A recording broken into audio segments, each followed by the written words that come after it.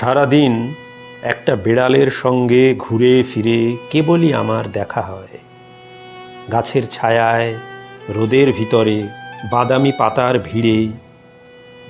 কোথাও কয়েক টুকরো মাছের কাঁটার সফলতার পর তারপর সাদা মাটির কঙ্কালের ভিতরে নিজের হৃদয়কে নিয়ে মৌমাছির মতো নিমগ্ন হয়ে আছে দেখি।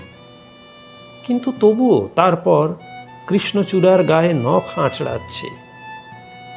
সারাদিন সূর্যের পিছনে পিছনে চলছে সে।